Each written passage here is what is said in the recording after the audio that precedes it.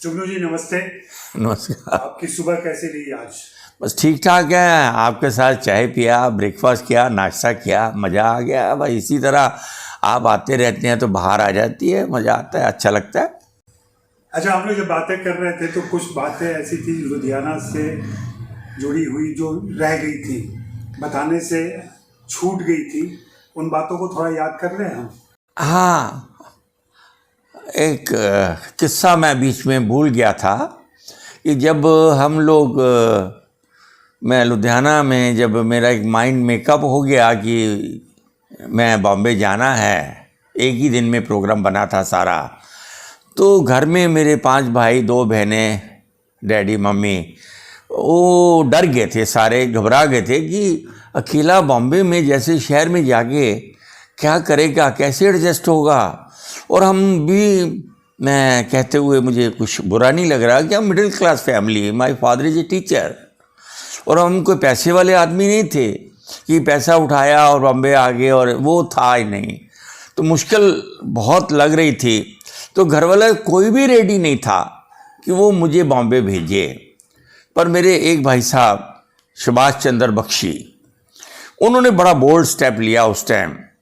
वो बोले ठीक है, मैं अरेंजमेंट करता हूँ।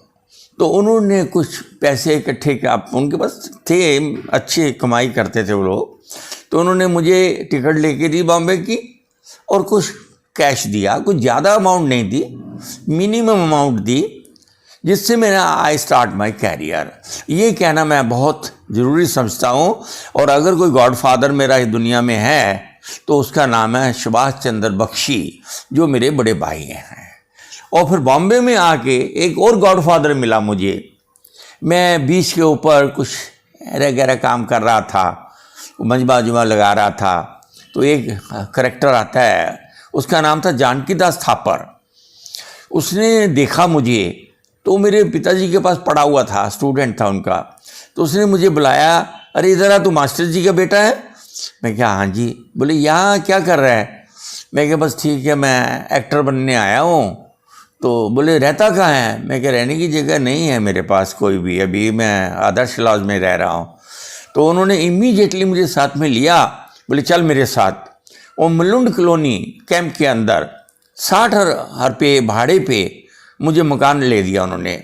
100 रुपये उन्होंने डिपॉजिट दिया, 60 रुपये का भाड़ा, और मैं इंडिपेंडेंट 3 दिन के बाद मैं अपने मकान में रह रहा था और खाना खुद बना रहा था और खाना खा रहा था। इसका नाम था जानकी दास थापर। दुनिया में ऐसे लोग भी होते हैं जो मिलते भी हैं और आपका रास्ता भी बना देते हैं। और उसमें एक छोटी सी बात और कहूँगा कि 2-3 महीने के बाद मैं इरिटेट हो गया, जब कुछ खास बात नहीं बनी।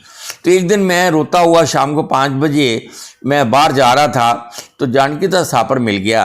कहता रो क्यों रहा है? मैं क्या, मैं लुधियाना जा रहा हूँ, मैं नहीं यहाँ रहना, मुझे नहीं रहना, मैं नहीं रहना।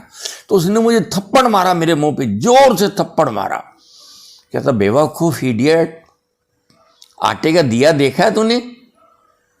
अंदर रखोगे तो चूहे खा जाएंगे, बाहर रखेंगे तो कौवे खा जाएंगे। तो ये हाल होगा तेरा लुधियाना में जाके। इससे बेहतर है यहाँ स्ट्रगल कर, मेहनत कर, काम कर। बस वो दिन था और आज मैं आपके सामने बैठा हुआ हूँ। जानकी दास थापर जी क्या करते थे? उनका होजरी का काम था, इंडस्ट्री का काम। लुधियाना में उनकी होजरी थी, और बॉम्बे में भी एक काफ़ी अच्छे दोस्त थे उनके, यहाँ पर चर्च गेट ए रोड पे जीवन लेखी। तो उनके साथ उनकी कुछ पार्टनरशिप थी, तो यहाँ बॉम्बे में वो बिज़नेस के लिए आया करते थे। तो इस सिलसिला बन गया और मैं भी उनके हाथ में आ गया, मैं भी मिल गया, और वो रास्ता दिखा के चले गए। और सबसे बड़ी बात, जो उन्होंने मुझे थप्पड़ मारा, वो थप्पड़ ने मेरी ज़िंदगी पूरी बदल दी। एक दिन शाम में आप मिले तो आपने बताया कि आप धर्म जी से मिल के आ रहे हैं। हाँ हाँ, और मैं इस बात को लेकर बहुत उत्साहित रहता हूँ, हमेशा जानना चाहता हूँ धर्म जी के साथ मिलना कैसा रहा। क्या हुआ कि सारेगामापा का एक नया सीरियल आ रहा है टीवी में, तो P3 स्टूडियो का नाम है, मड आइलैंड पे वो स्टूडियो है। वहाँ पाजी शूटिंग कर रहे थे। तो पाजी ने फ़ोन किया बगड़ को कि बगड़ जुगनू को लेके तो आ जा यहाँ पर, यहाँ शूटिंग चल रही है, तो थोड़ा बैठ के गप्पे मारेंगे, बड़े दिन से मिले भी नहीं हैं। तो मैं और बगड़ वहाँ P3 में पहुँच गए और वहाँ कुछ 100 वैनिटी, कुछ 100 गाड़ियाँ और ये क्या क्राउड और क्या भीड़। तो हमने अंदर मैसेज भेजा तो पाजी ने इमीडिएटली जो स्टाफ था उनको बोला कि उनको अंदर लेके आओ।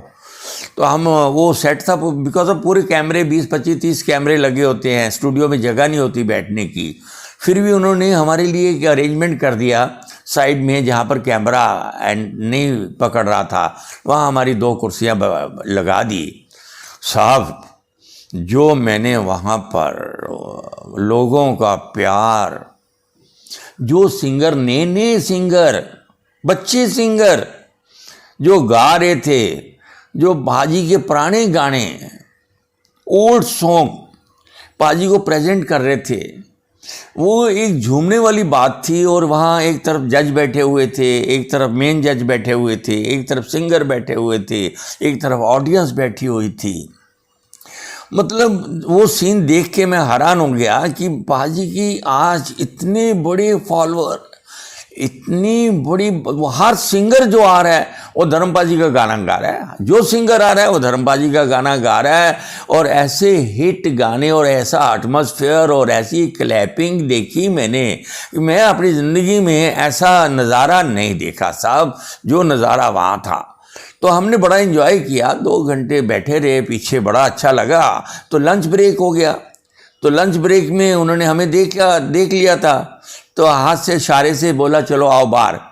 तो जैसे बाजी स्टेज से नीचे उतरे तो उनके आगे पीछे मीडिया वाले, फॉलोअर, फैंस, मतलब आज की जनरेशन के बच्चे, 15 साल 20 साल के बच्चे सब उनके पीछे लगे हुए हैं। दरवाज़ा गेट उनसे क्रॉस नहीं होने दिया, आगे पीछे कोई लुढ़क रहे हैं, कोई ज़मीन पे गिर रहे हैं, कोई आगे पर लगा हुआ, कोई पर पाजी में स्माइलिंग फेस, हंसते हुए मुस्कुराते हुए, सब कोई ऐसे गले लगा रहे हैं, किसी को इधर गले लगा रहे हैं, किसी का माथा चूम रहे हैं, किसी के साथ फ़ोटो खिंचवा रहे हैं।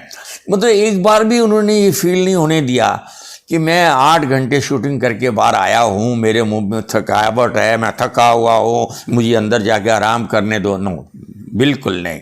सब उन्होंने पूरी ग्रेसफुली, पूरा रिस्पेक्ट से बच्चों को प्यार दिया, गले लगाया।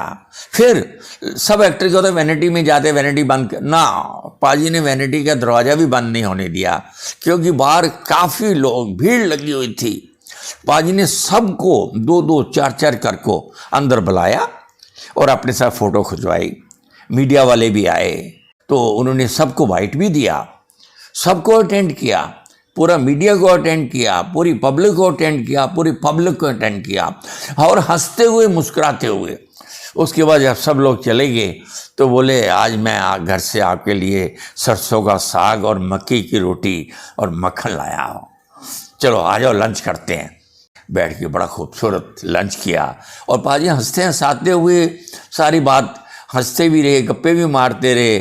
और उन्होंने यहाँ तक भी बोला, अरे जुगनू मैंने तेरी वो जो पुराना एपिसोड था वो देखा है, बहुत शानदार था, अच्छा है, और अजय जी को मेरी नमस्ते ज़रूर कहना। और अजय जी, धर्म जी ने आपको नमस्ते कही थी, थैंक यू भी बोला था कि अजय जी को मैं जानता हूँ, बड़े पुराने सीनियर जर्नलिस्ट हैं। अच्छा, धर्म जी कितने साल के हो गए? मेरे हिसाब से तो 86 हैं। तो इस उम्र में इतनी एनर्जी, इतना उत्साह और खुशमिजाज कैसे रहे? लोगों का प्यार, इसमें सारा कंट्रीब्यूशन जो है वो पब्लिक का प्यार है। वो फील करते हैं कि आज भी मैं जवान हूँ, आज भी मैं यंग हूँ। उनको फीलिंग नहीं आती कि मैं 86 का हूँ। हमेशा हंसते रहते हैं, मुस्कुराते रहते हैं। और उनको सबसे बड़ा शायरी का शौक़ है। उनके अंदर, दिल के अंदर एक छोटा सा शायर है, वो सुनाते भी हैं, डायरी में लिखते भी रहते हैं। और सारा दिन कुछ, जैसे हम जाते हैं, उनको अपने बाबूजी से बड़ा प्यार, बहुत प्यार बाबूजी से। बाबू उन्होंने कई बार हमारे साथ शेयर किया ये बात। कहते जब मैं शूटिंग में जाता था तो बाबूजी पूछते थे, धर्मम कितने बजे रात को आएगा? और मैं बोलता था बाबूजी मैं जल्दी आ जाऊंगा।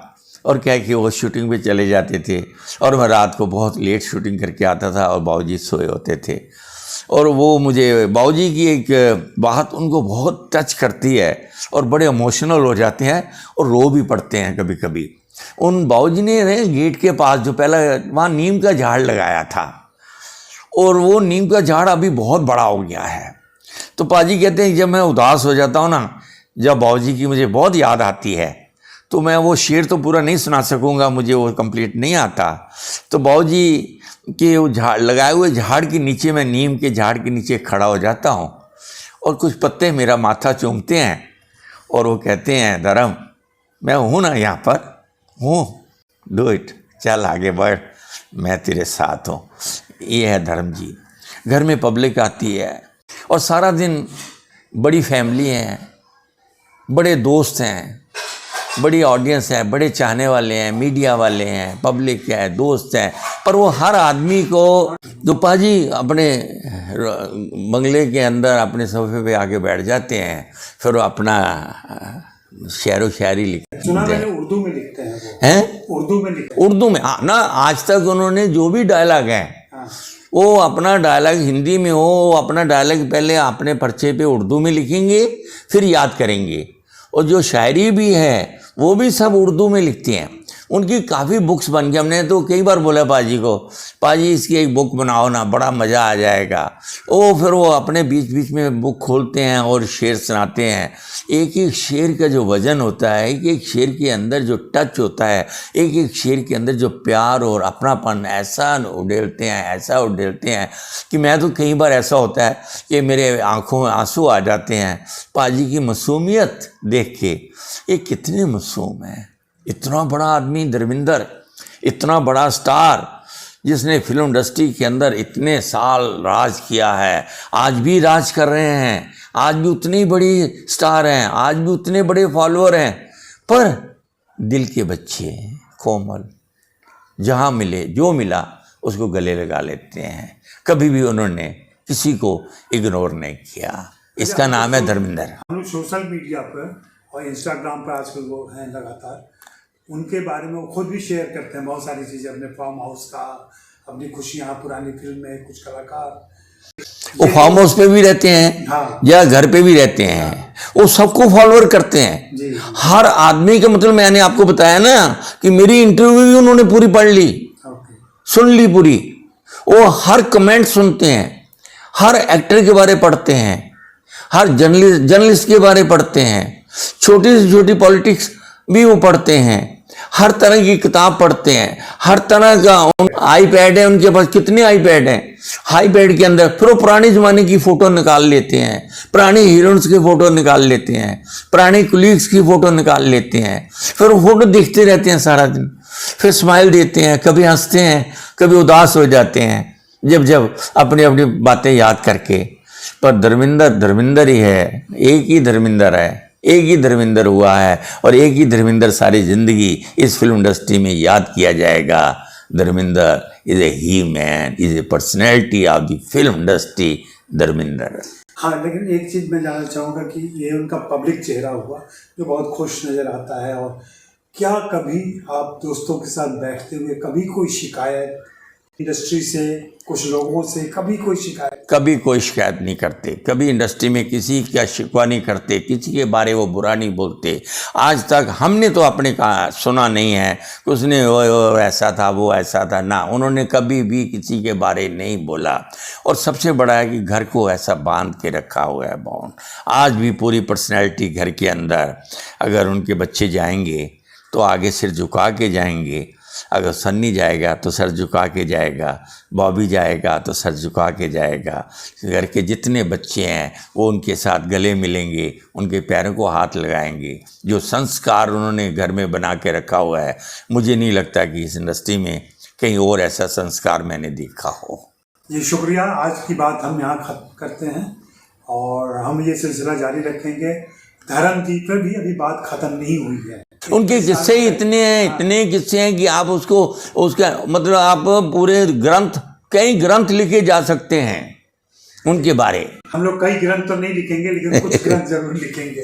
पर धर्मपाल जी के बारे बोल के मैं थोड़ा इमोशनल भी हो गया हूँ और उनकी बातें भी याद करते हैं और वो आज भी इतना प्यार, इतना अपनापन, वाह वाह वाह वाह, बहुत अच्छा लग रहा है आपसे बात करते हुए और धर्म जी की बात करते हुए भी। आई फील प्राउड, मेरा सीना चौड़ा हो रहा है। सिनेमा हॉल के दर्शकों की तरफ से आपको बहुत बहुत धन्यवाद। आप स्वस्थ रहें, मुस्कुराते रहें और हमसे बतियाते रहें।